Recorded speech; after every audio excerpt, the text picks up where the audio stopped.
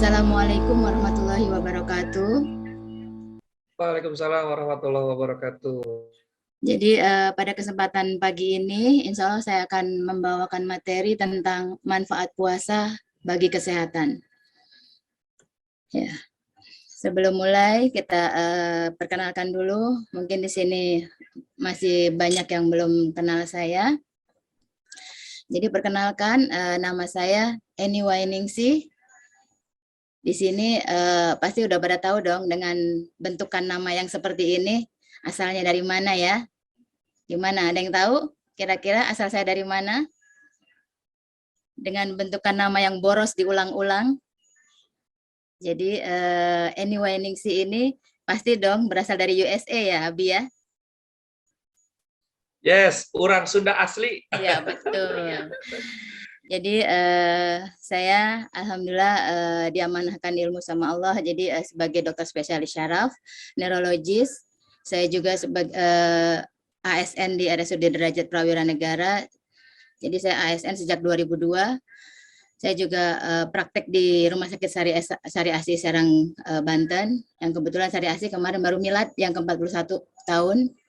Saya juga license trainer di AT dan promotor Steven, trainer di Steven juga, praktisi PPH for Healing. Kebetulan saya juga praktek NLP, motivator santri tahfiz hubul Quran di Serang. Saya juga womanpreneur. Kebetulan saya sebagai pengusahanya karena mengembangkan bakat ya, Bi ya. Bakatku butuh. Ya, sekian itunya perkenalan dari saya. Nah, di sini saya akan mulai membahas sebenarnya apa sih manfaat yang Anda rasakan nih pada saat puasa. Boleh raise hand, boleh jawab di chat box. Silakan, apa yang dirasakan sih manfaat dari puasa itu sendiri? Coba, apa Bi yang dirasakan pada saat kita puasa? Ngantuk. Ngantuk. Lapar. Terus manfaatnya Bi, manfaatnya Bi, manfaat yang kita kalau rasakan. Manfaatnya jadi enteng badannya, jadi ringan, ngerasa jadi fit. Ya, terus fit, ketenangan. Ada yang jawab ketenangan, badan segar, memperbaiki mood. Oh, sesuai dengan branding saya dong, mood booster expert. Ya, lebih sehat, bahagia. Oh, bahagia setiap maghrib, betul. Terus ada lagi nih, apa lagi? Oke. Jadi benar semua ini ya, kita merasa lebih sehat, bahagia saat maghrib, badan terasa lebih ringan. Ya, itu betul semua ya. Jadi dengan puasa ini banyak sekali yang manfaat yang kita rasakan. Tadi sebagian sudah disebutkan oleh teman-teman di sini. Jadi banyak sekali. Betul sekali tuh bahagia saat mau buka. Benar ya, Bi ya? Apalagi kita kecil dulu ya. Lagi kecil, udah dari bangun tidur sudah ngumpulin makanan-makanan. Siapa yang ngaku ayo suka numpuk-numpuk makanan dari kecil? Kalau Abi Hadi suka gitu nggak, Abi? Saya dulu ingat banget lagi kecil suka bangun tidur udah ngumpulin jajanan pasar dari kecil sampai penuh. Ya. Karena begitu maghrib, wah bahagia sekali. 5 menit mau maghrib, wah kayaknya senang banget nih saya mau buka. Tapi subhanallah begitu udah minum, udah makan salah satu kue yang ada, udah kenyang. Alhasil makanan itu nggak kemakannya. Nah seiring dengan waktu sudah mulai ditinggalkan tuh. Ternyata anak-anak saya juga begitu, mulai bangun tidur sudah ngumpulin makanan, minuman. Nah, oh itu nunggu dikasih es krim sama emak. Oh itu Abang Nizar ya. Ternyata dreamnya cuma es krim, Bang Nizar. Oke, jadi manfaat yang kita rasakan selama puasa banyak sekali. Ya. Di sini definisi puasa. Ya. Definisi puasa itu apa sih teman-teman? Boleh raise hand, open mic atau chat di kolom chat, silakan. Definisi puasa itu apa sih? Silakan, boleh. Silakan, apa ya puasa itu? Yang sudah kita jalanin ini hari ke berapa, Bi? Hari kelima, 6. Ya, ada Hari yang kelima, 5. Buat yang tanggal 1 udah puasa, hari ke-6 berarti ya. ya yang mulai dari hari Sabtu udah hari ke-6. Ada yang udah baru kelima ya. Jadi definisi puasa itu sendiri apa sih, Bi? Definisi Puasa adalah puasa. menahan hawa nafsu, menahan lapar. Nah, ini dari Kak Desi Hiratna nih, dari terbitnya matahari sampai terbenamnya matahari katanya, Dok. Oke. Ya. Jadi puasa itu betul sekali itu. Dalam agama Islam, puasa dilaksanakan mulai dari terbit fajar hingga terbenam matahari. Jadi sekitar 14 jam ya kita puasa. Nah, kalau dari medis apa ya puasa itu? Nah, ternyata secara medis, jadi supaya tubuh itu selalu sehat dan fungsinya tetap bagus, ternyata dalam sehari itu dalam 24 jam, lambung itu harus dikosongkan atau istirahat tanpa makanan sama sekali sekitar 14 sampai 15 jam. Jadi sebenarnya medis ini sangat mengadop dari Islam banget ya. Jadi kalau kita rutin tiap hari mengosongkan lambung kita selama 14 jam sampai 15 jam, insya Allah kita akan selalu sehat, Bi. Jadi di sini kebetulan saya juga trainer di intermittent fasting sesuai Quran dan Sunnah. Jadi di situ level-level intermittent fasting tuh ada sampai 9 ya. Jadi level awal tuh kita mengosongkan lambung sekitar 14 jam. Jadi kalau mau gampangnya, kita milih waktu yang sore ya. Dari sore, misalnya kita mulai stop makan jam 4 sore. Berarti baru makan lagi next-nya itu sekitar jam berapa, Bi? Sekitar jam 6, jam 6 sampai jam 7-an. Nah, kalau kita rutinkan seperti itu, coba rasakan selama sepekan aja. Insya Allah udah mulai ringan, mulai banyak sekali manfaatnya. Jadi dari awal pandemi, awalnya saya melihat ada satu jurnal penanganan pandemi itu salah satunya dengan intermittent fasting. Dan ternyata begitu kita kaji, intermittent fasting itu level yang tertingginya itu puasa Daud, saum Nabi Daud. Jadi sehari puasa, sehari enggak. Nah, dari awal pandemi saya rasakan sendiri dan buktikan sendiri. Dari awal pandemi saya mulai belajar puasa Daud, sehari puasa, sehari enggak, dan mulai menjalankan intermittent fastingnya, mulai belajar patuh, istiqomah, dan Masya Allah, awal pandemi pas baru yang gelombang 1 ya, begitu saya terpapar, jadi kami sebagai nakes tuh begitu ada orang sekitar kita ada yang positif langsung screening. Jadi kami tuh sering banget tuh PCR swab lagi. Nah begitu hasil positif, karena saya sudah mulai belajar puasa Daud, alhamdulillah tidak ada keluhan sama sekali dan nggak nyampe sepekan udah negatif. Jadi saya buktikan sendiri tuh dengan belajar puasa Daud, imun kita naik. Bahkan ada satu jurnal dengan puasa itu kita imunnya naik sampai 300%. Itu minimal. Bahkan ada jurnal yang lain menyatakan sampai 10 kali lipat imun kita naik. Dan saya sudah buktikan sendiri.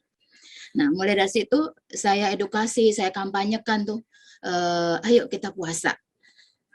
Jadi teman-teman nakes di RSUD Serang, di Sari Asih Serang, saya edukasi, ayo kita puasa.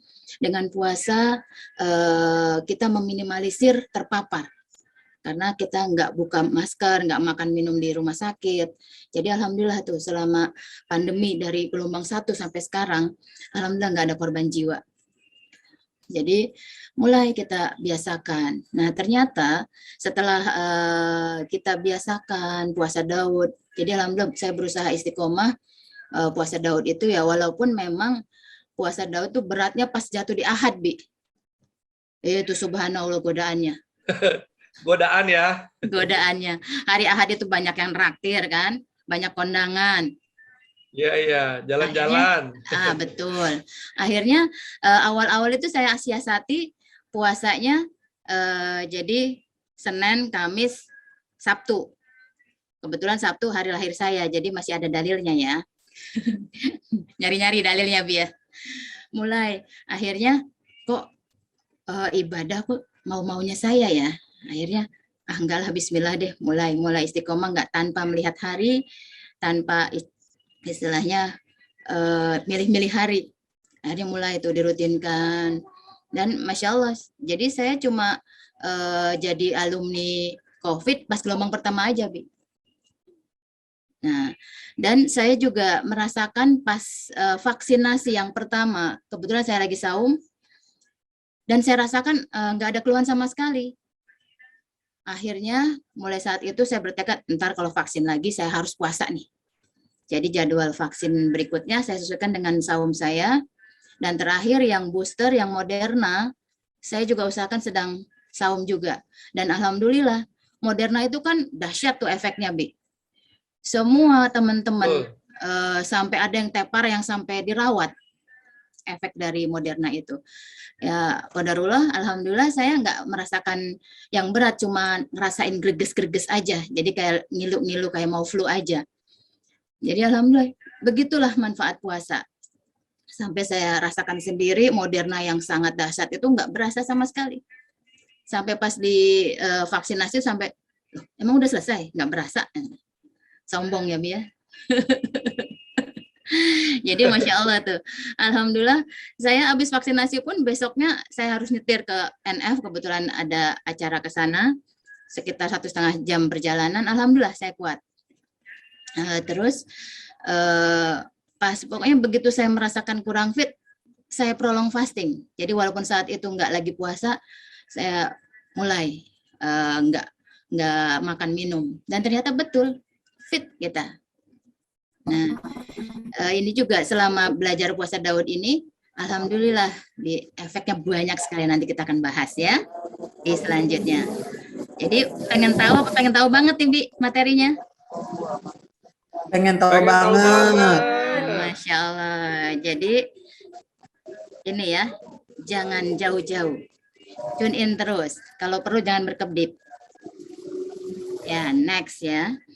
Jadi, nah sebenarnya manfaat puasa itu sendiri apa sih? Ini saya ambil dari Kemenkes ya. Jadi manfaat puasa itu, ketika seseorang menjalankan puasa, sesungguhnya tubuh kita melakukan proses detoksifikasi. Detoksifikasi itu apa? Pembuangan zat-zat racun yang tidak diperlukan tubuh secara optimal ya. Nah di sini juga saya selalu ajak pasien-pasien saya, di saat kita sangat lapar itu malah melakukan olahraga itu sangat baik. Jadi olahraga itu sebaiknya dilakukan kita sangat lapar. Kenapa? Karena tadi mengoptimalkan detoksifikasi. Jadi kalau kita mau jogging kan biasanya sarapan dulu ya, Bia. Ngaku mau jogging sarapan dulu. Habis jogging minum teh manis, es teh manis. Jadi gorengan. Aduh. Jadi boleh habis joggingnya boleh, Bi. Jadi sebaiknya sebelum jogging itu kita benar-benar kosong, benar-benar lapar. Jadi yang di-burn-nya, yang dibakarnya itu lemak jahat, penyakit-penyakit, gula otot yang jahat, itu yang dibakar. Sedangkan kalau kita mau jogging makan dulu, yang dibakar cuma yang tadi pas saat kita makan aja itu. Gitu. Jadi sebaiknya kita olahraga itu pas saat kita sangat lapar. Nah, mungkin nanti ngakalinnya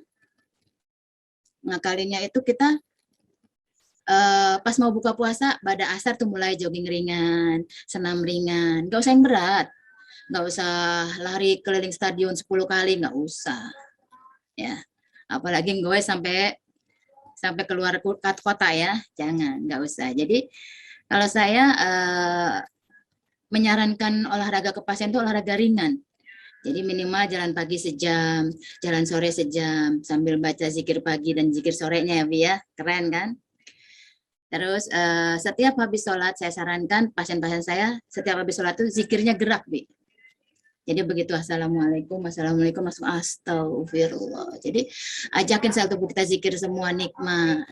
Nah, jadi olahraga itu nggak usah berat, ringan tapi rutin. Nah, saya juga sudah mulai mentargetkan 10.000 langkah sehari dari bangun tidur sampai tidur lagi.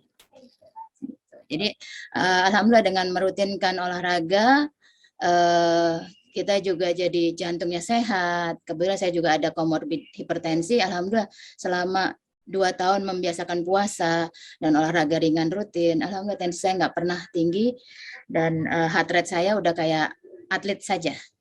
Gitu. Dan ada lagi bonusnya, Bi. Kita jadi awet muda. Ya. Gitu. Dan mak-mak nih ya, bonus hebatnya pasti mama suka. Jadi langsing, saudara-saudara. Ya, Bun, Bunda Runi langsing loh, Bun. Nah, di sini Serius, Dok. kalau langsing semangat ya, Bun ya. Karena itu dia bonus yang itu tuh yang bikin semangat. Iya. Iya, alhamdulillah saya juga sudah bisa pakai baju ukuran size S lagi loh, Masya Allah. Jadi sombong. Oh, Masya Allah. Bukan sombong, tapi biar membakar semangat bunda-bunda yang lain yang ada di sini ya. Nah, berikutnya ketika menjalankan ibadah puasa, sel-sel dalam organ tubuh kita melakukan proses regenerasi, pembaruan sel dengan baik. Nah, ini tadi dengan sel-selnya regenerasi terus, jadi kita jadi awet muda. Dan di sini juga dengan puasa, penyakit yang dihilangkan tuh bukan sekedar penyakit ringan, tapi kanker pun membaik. Karena sel-sel tubuh kita diregenerasi terus, diperbaharui terus. Jadi sel-sel mati, sel-sel yang berlebih, sel-sel yang berpredisposisi untuk menjadi kanker itu hilang. Nah, berikutnya dengan puasa dapat memperbaiki, dapat memperkuat sistem kekebalan tubuh yang tadi saya bilang tadi ya, Bi ya. Jadi bahkan bisa sampai 10 kali lipat. Ya. Next. Nah, di sini fungsi sel, gen, dan hormon itu diperbaiki semua. Jadi sangat-sangat bermanfaat secara medis, itu banyak sekali kita jurnal-jurnalnya yang sudah melakukan penelitian-penelitian. Ya, berikutnya lagi mengurangi resistensi insulin, menurunkan level gula darah. Jadi dengan puasa, insulin kita bekerja dengan baik. Jadi nggak akan ada kencing manis. Awal tahun 90-an,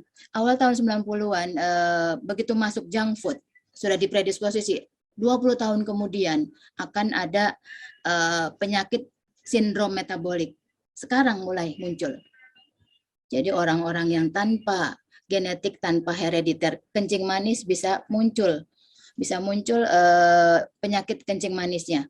Karena tadi pola hidup yang kurang baik, makan makanan junk food, terlalu banyak mengkonsumsi gula, terlalu banyak mengkonsumsi karbohidrat, ya. Jadi numpuk tuh gula darahnya dan insulinnya diresisten, jadi nggak bekerja dengan baik. Nah, tapi di sini juga ada pengalaman lucu nih, Bi. Jadi ada pasien saya, dia itu sedikit berlebih ya berat badannya, masuk ke obesitas. Saya sarankan, Bu, kurangin karbohidrat, kurangin karbohidrat, stop kalau perlu. Oke dok, saya siap. Pas 1 bulan kemudian pas kontrol, wow, kok makin ngembang nih si ibu ya. Dia ngomong, dok saya ini sudah berhenti loh dok makan nasi. Oh bagus, tapi ibu makan apa? Saya cuma makan bakpao. Wah, saya bilang, aduh Bu maaf saya yang salah. Saya nggak ngasih tahu karbohidrat itu apa aja. Jadi asosiasi dia, persepsi dia, karbohidrat itu nasi saja. Jadi dia nggak makan nasi tapi makan bakpao. Bakpao yang besar, pagi yang isi kacang hijau 2, siang 2 yang isi ayam, malam 2 yang rasa coklat. Wow, itu mah lebih dari 2 piring nasi. Akhirnya saya perbaiki, saya minta maaf karena saya juga kadang ya kurang ngeh ya, kadang orang lain tuh nggak tahu gitu.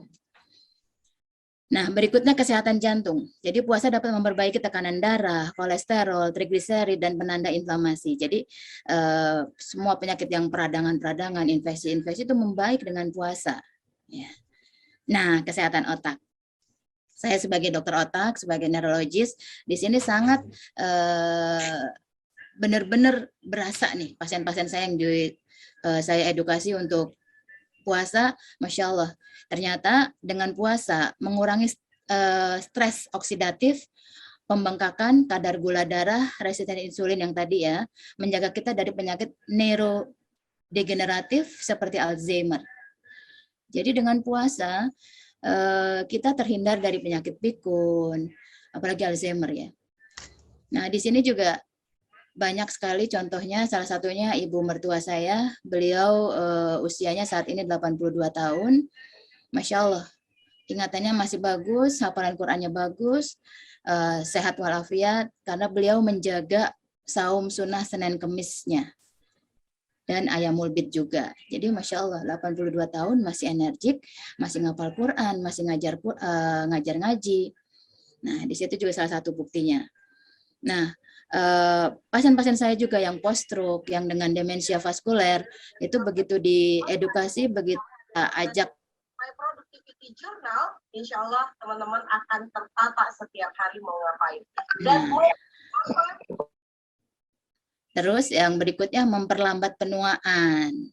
Jadi dapat juga mencegah penuaan dan perkembangan banyak penyakit, bisa membantu lebih panjang dan lebih sehat. Yang tadi, jadi dengan puasa kita tampak lebih muda terus, awet muda. Jadi kayak saya ya, kalau saya foto dengan koas-koas saya, jadi sepantaran ya. Ya, Bi ya. Pengen muntah dengernya, Bi. Nah, di sini juga kayaknya ada beberapa koas saya nih. Ya, silakan selamat menyimak. Mudah-mudahan bermanfaat buat kalian ya. Next. Nah, di sini saya bahas satu persatu ya. Jadi dengan puasa itu memperbaiki fungsi otak. Jadi dengan puasa memicu pertumbuhan sel saraf baru di otak. Padahal secara teori sel-sel saraf itu tidak dapat beregenerasi, tidak dapat diperbaiki. Tapi ternyata dengan puasa bisa terjadi regenerasi itu. Ya. Ini juga yang mendasari teori dengan puasa mencegah Alzheimer, mencegah demensia, mencegah Parkinson. Jadi Alzheimer, Parkinson itu penyakit-penyakit degeneratif, penyakit-penyakit karena proses penuaan. Jadi penyakit tua itu sebenarnya nggak ada obatnya ya. Ternyata dengan puasa bisa menunda itu. Next, berikutnya meningkatkan daya tahan tubuh. Ternyata dengan puasa itu yang tadi ya bisa, nah ini penelitian juga. Jadi di Universitas South Carolina melaporkan bahwa berpuasa memicu sel-sel induk untuk memproduksi sel-sel darah putih baru, sehingga berdampak pada meningkatnya daya tahan tubuh untuk melawan infeksi penyakit. Jadi di sini produksi sel darah putihnya meningkat. Ya. Oh, ada yang komentar. Oh, Masya Allah, ini Bang Nando. Semangat puasa Pasar Ramadan. Jadi lebih semangat puasanya. Oke. Yang berikutnya, yang ketiga, di sini manfaat puasa meningkatkan rasa bahagia. Jadi secara komposisi hormon dengan puasa, hormon bahagia di sini endorfin diproduksi sangat banyak, meningkat pada saat puasa. Sehingga secara psikis puasa bisa menanggulangi stres, depresi, karena hormon endorfin yang berlebih tadi. Jadi di sini memicu rasa senang, tenang, bahagia. Ya. Bahkan ada studi di Moskow, Rusia, melaporkan bahwa kondisi mental seseorang bisa membaik termasuk pada pengidap schizofren loh. Schizofren aja sampai bisa membaik dengan puasa. Sedangkan schizofren kan penyakit jiwa yang lumayan berat ya. Nah, berikutnya yang keempat, meningkatkan hormon pertumbuhan manusia. Di sini berdasarkan laporan dari studi dari American College of Cardiology di New Orleans, Amerika Serikat melaporkan bahwa puasa bisa merangsang meningkatkan hormon pertumbuhan manusia. Jadi hormon growth hormone ya. Sangat efektif dalam mengatur metabolisme, membangun massa otot, membakar lemak, meningkatkan kekuatan otot, dan menurunkan berat badan tanpa kehilangan otot. Nah, di sini nih emak-emak nih senang banget nih.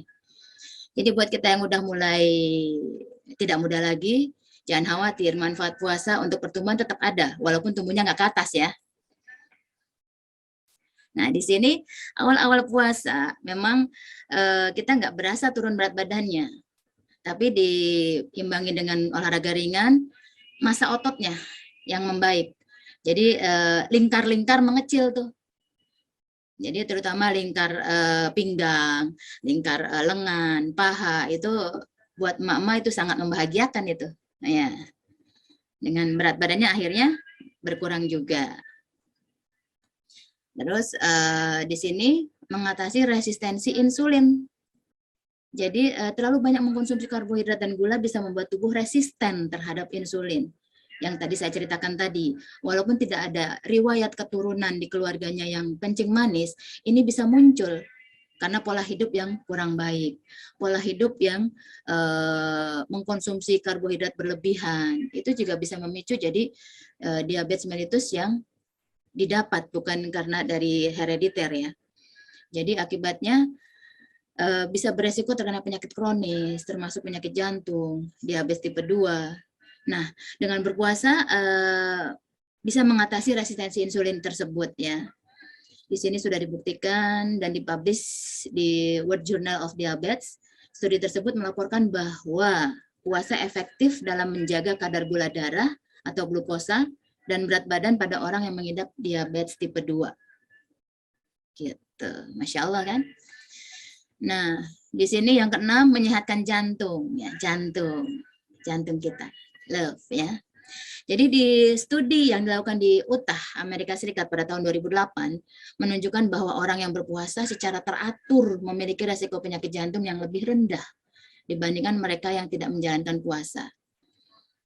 Itulah makanya Islam itu sangat-sangat sempurna, mengatur sedemikian rupa dengan puasa. Bahkan puasa sunnah yang terbaik itu puasa sunnah Nabi Daud ya, Bi ya.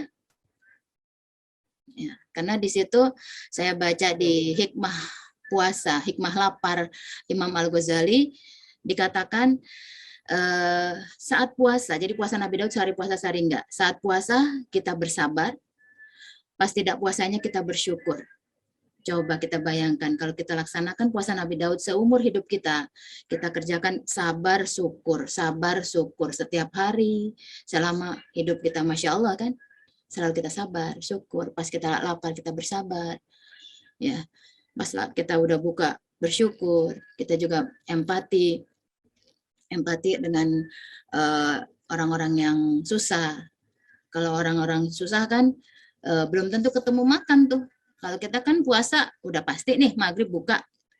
Sedangkan orang-orang yang fakir miskin, tunawisma, anak-anak jalanan, pengemis, itu belum tentu ketemu makanan dan mereka belum tahu kapan buka puasanya. Jadi di situ kita melatih untuk empati, untuk bersabar ya. Jadi dengan puasa tadi dampaknya kolesterol dalam tubuh akan berkurang sehingga mengurangi resiko terkena penyakit jantung.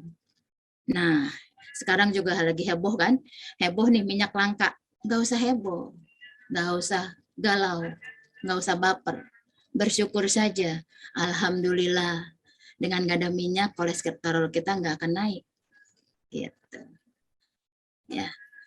Nah, di sini mari kita lakukan puasa baik di bulan Ramadan maupun di luar Ramadan supaya sehat selalu dan mendapat pahala yang banyak. Di sini puasa di bulan Ramadan banyak ya. Senin Kemis, Ayamul Bid, Dan terutama kalau sudah mulai bisa puasa Nabi Daud dan istiqomahkan. Memang istiqomah itu berat. Ya, kalau gampang mah istirahat ya Bi ya. Nah, istiqomah ini ayo kita latih. Dan mudah-mudahan dengan kita berjamaah, dengan kita bersama-sama, insya Allah kita saling menguatkan dan saling mengingatkan. Nah, di sini ayo kita jaga kesehatan kita. Karena kesehatan itu harus kita berjuangkan. Nggak ada sunatullahnya kita mau sehat, celing, simsalabim, nggak ada. Kita harus perjuangkan. Jadi saya juga berusaha, emang berat 10.000 langkah sehari, berat banget. Tapi kita jalanin, kita nikmati prosesnya. Ya. Jadi 10.000 langkah itu bisa kita capai jalan pagi 1 jam, itu setara dengan 2.000 sampai 3.000 langkah. Aerobik ringan setengah jam itu setara dengan 1.500 sampai 2.000 langkah. Jalan sore, terus saya biasanya malam habis praktek, habis selesai semua kegiatan, evaluasi. Pas kita lihat, wow, masih 7.000-an, masih kurang 3.000 nih. Oke, kita senam ringan dalam rumah aja, sambil treadmill, sambil yang Ramadan ini sambil tilawah Quran, gerak-gerak. Nggak usah yang muluk-muluk, nggak usah yang berat-berat. Jadi kita kerjakan terus. Nah, di sini juga selama Ramadan pun kita harus banyak minum air putih ya. Jangan lupa. Nah, mensiasatinya kita untuk memenuhi kewajiban minum air putih, kita kan minimal 8 gelas nih. 8 gelas besar minum. Nah, pas buka, kita mulai 2 gelas. Minum air putih 2 gelas. Boleh kalau misalnya ditambah ya kurma aja lah, kurma. Nah, habis itu jangan makan apa-apa dulu. Langsung sholat maghrib, habis sholat maghrib minum lagi segelas, habis itu baru makan. Ya, makan pun sebenarnya ada stepnya. Yang kita makan pertama itu sayur-sayuran, buah-buahan. Oh ya Bi, di sini juga ada ini nih, ada info. Ternyata buah-buahan itu nggak boleh dimakan Bi. Ya. Jadi ternyata buah-buahan itu nggak boleh dimakan. Yang boleh dimakan buah beneran. Ya. Di sini ada yang ngeh? Ya. Ada yang suka makan buah-buahan, ternyata nggak boleh, Bun. Buah baju gitu, buah anting gitu. Nah, buah-buahan tuh nggak boleh dimakan. Ya, buah dari plastik tuh nggak boleh buah-buahan. Yang boleh dimakan buah beneran ya. Ya. Ratna kaget ya. Udah langsung nengok stok buah di kulkas ya. Jadi ternyata memang nggak boleh makan buah-buahan. Sayur-sayuran juga nggak boleh. Yang boleh dimakan sayur beneran, buah beneran ya. Jadi tadi setiap makan itu buah-buahan, sayur-sayuran dulu ya. Buah sayur dulu. Nextnya itu protein. Ikan, daging, telur, tahu, tempe. Nah, jadi lama-lama karbohidratnya terhindarkan tuh. Nggak berasa. Masya Allah. Keren nih dok. Jadi makin semangat kita buat buat ini ya, buat diet sehat ala puasa. Masya Allah. Baik, Dokter Eni. Closing statementnya apa nih dok kira-kira buat teman-teman, kasih pesan gitu buat teman-teman. Mungkin 1 menit lah atau 30 detik. Silakan dok. Jadi sehat itu harus diperjuangkan. Jadi dengan puasa insya Allah kita lebih sehat. Jadi mari kita lakukan puasa rutin secara istiqomah sehingga hidup kita jauh lebih sehat dan barokah. Semoga Allah ridho dengan puasa kita sehingga jadi wasilah kesehatan kita. Mari istiqomahkan puasa. Gitu. Masya Allah. Oke, beri aplaus dulu dong buat Dokter Eni. Masya Allah, keren.